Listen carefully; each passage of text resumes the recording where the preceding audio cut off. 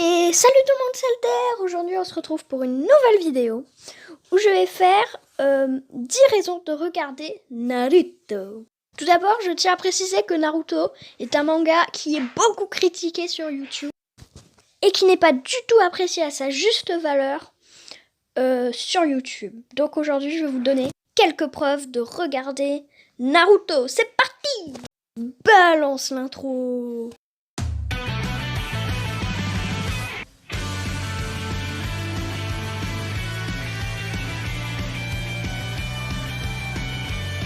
La première raison, je pense que même les youtubeurs qui critiquent ce chef-d'œuvre seront d'accord avec moi, c'est que tout simplement, les personnages sont incroyables.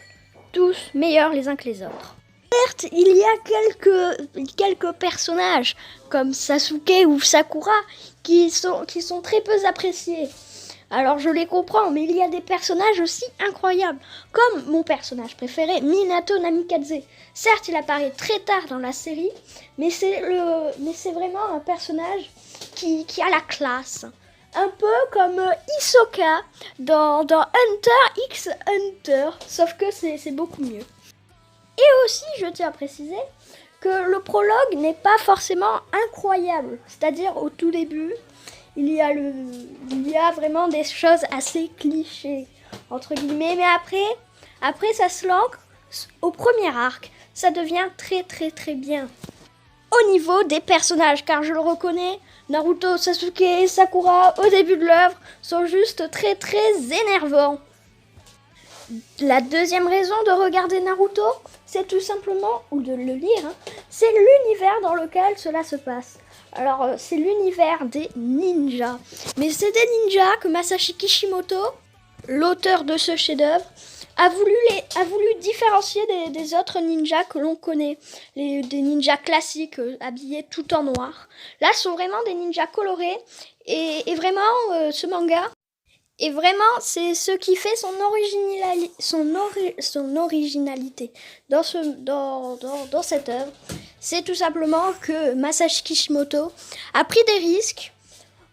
Donc vraiment, je vous conseille de regarder ce superbe chef-d'œuvre d'animation japonaise. La troisième raison, c'est l'animation. Alors certes, Naruto n'est pas un manga connu pour son... Ce n'est pas un animé connu pour son animation incroyable, comme dans SNK, mais lors des moments importants, comme les combats, comme on peut le voir à la fin de l'œuvre dans le combat Naruto-Sasuke, l'animation est juste incroyable. Certes, 99% du temps, ce n'est pas incroyable, mais dans les moments très importants, si, ça l'est. La quatrième raison, c'est l'histoire. L'histoire est tout simplement incroyable, avec des retournements de situation, des choses auxquelles on ne s'attend pas. Ça nous surprend à chaque fois. On ne sait jamais ce qu'il va se passer. Et puis aussi, dans Naruto Shippuden, avec Itachi Uchiwa. Bon, je ne me spoile pas, sinon je vais me faire insulter dans les commentaires. Mais c'est juste très bien. La cinquième raison, c'est l'utilisation du pouvoir. C'est-à-dire, bon, je ne vais pas être très très clair, mais c'est le chakra. Souvent comparé au nen de Hunter x Hunter, Alors je ne vais pas vous expliquer en détail parce que c'est très compliqué à expliquer.